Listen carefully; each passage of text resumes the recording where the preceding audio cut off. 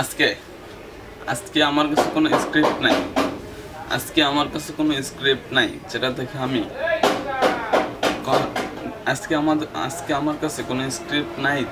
আমি কথা বলতে পারবো। আজকে এই ভিডিওতে আমি যা যা বলবো সব আমার ভিতর থেকে বলা কথা।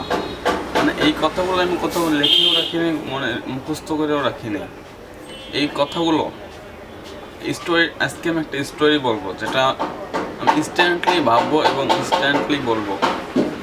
এই স্টোরি আমি কোথাও লেখিও নাই এবং মুখস্থ করে রাখিনি।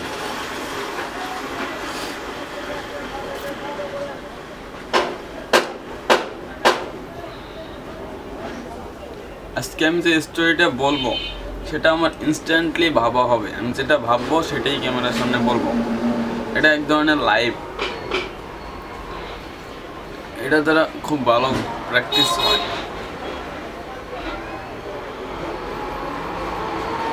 আজকের দিনে যদি আপনি দেখেন, সব থেকে দামি স্কিলগুলোর মধ্যে স্টোরি টেলিং অন্যতম। যে কোনো স্কিল স্টোরি টেলিং ছাড়া চলা অসম্ভব। স্টোরি টেলিং প্র্যাকটিস করার এটা খুবই ভালো একটা উপায়। ক্যামেরার সামনে কথা বলা এবং ক্যামেরার সামনে নিজ থেকে স্টোরি বানানো, এটা ক্যামেরার সামনে কথা বলতে পারা, এটা স্টোরি টেলিং শেখার খুব ভালো একটা উপায়। এতে ক্যামেরার সামনে কনফিডেন্সও হওয়া যায় অ্যান্ড নিজ থেকে স্টোরি টেলিংটাও ইমপ্রুভ হয়। আজকে আমি সেটাই প্র্যাকটিস করছি। আজকে আমি যা যা বলবো সব নিজে থেকে ভিতর থেকে বলা কথা হবে। এই কথাগুলো আমি কোথাও লিখিও না এবং মুখস্থ করে রাখিনি। তো আজকের স্টোরিটা হবে দুজন ছেলেকে নিয়ে, যেটা আমি কেবলই ভাবলাম। হ্যাঁ, এটা আমি আগেও ভাবছিলাম কিন্তু স্টোরি বানাইনি। একজন ছেলে যে একটা ফিল্ডে কাজ করে এবং সে সেই ফিল্ডে তেমন কিছু শেখেনি, বাট শেখা ছাড়াই সে সেই ফিল্ডে কাজ করতে শুরু করছে। কোনো রকম শেখা ছাড়াই, কোনো রকম শিক্ষা অর্জন ছাড়াই সে সেই ফিল্ডে কাজ করতে শুরু করেছে।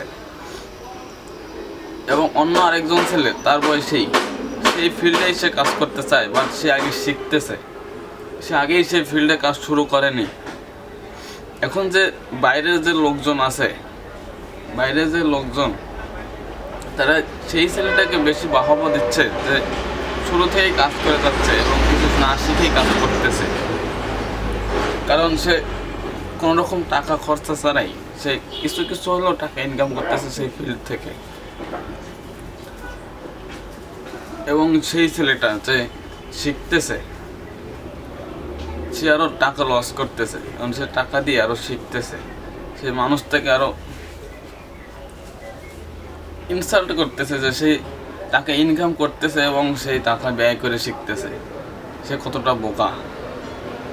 এখন গল্প কিছুটা দূরে যায়, 1-2 বছর 3 বছর পরে সেই ছেলেটা যে টাকা ইনকাম করতেছিল অল্প করে, এবং সেই ছেলেটা যে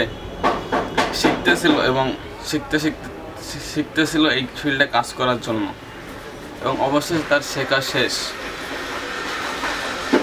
আরও কিছুটা সময় পরে দেখা যায় সেই ছেলেটা যে শিখতেছিল সেই ছেলেটার থেকে বেশি টাকা ইনকাম করে ফেলেছে, যে অল্প করে টাকা ইনকাম করতেছিল কোনো রকম শেখা ছাড়াই। কিন্তু এইটা কিভাবে সম্ভব?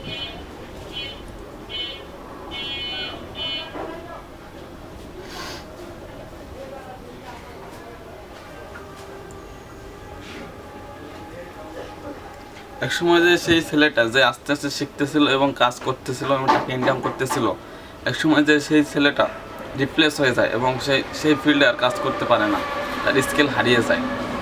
এর কারণ কি? কারণ সে আগে থেকে শেখেনি, এই বিষয়ে কোনো জ্ঞান তার নেই, কোনো জ্ঞান সে অর্জন করেনি। সে আস্তে আস্তে শিখেছে এবং সে যখন এই ফিল্ড আপডেট হলো সে আর কিছু করতে পারলো না। এবং সেই ছেলেটা যে শিখতেছিল সে শিখতে সে অনেকটাই সে শিখে ফেলছে। এখন সেটা আপডেট হলেও সে আবার শিখতে পারে। বাট সেই ছেলেটা আর পারে না, যে শেখেনি। সে প্রথম দিকে কিছু টাকা ইনকাম করেছে ঠিক, বাট এখন তার থেকে বেশি টাকা তার যে শিখেছে প্রথম। হ্যাঁ, আমি এই গল্পটা ঠিক মতো বলতে পারি নাই ক্যামেরার সামনে, কারণ এখন আমার বলার স্টাইল ক্যামেরার সামনে অতটা ইমপ্রুভ হয়নি। আমি এখনও চেষ্টা করতেছি যে ক্যামেরার সামনে যেন কনফিডেন্সের সাথে বলা যায়। আমি জানি না আমি ক্যামেরার সামনে কতটা কনফিডেন্সের সাথে বলতে পারি, বাট আই প্র্যাকটিস, পারবো ইনশাআল্লাহ।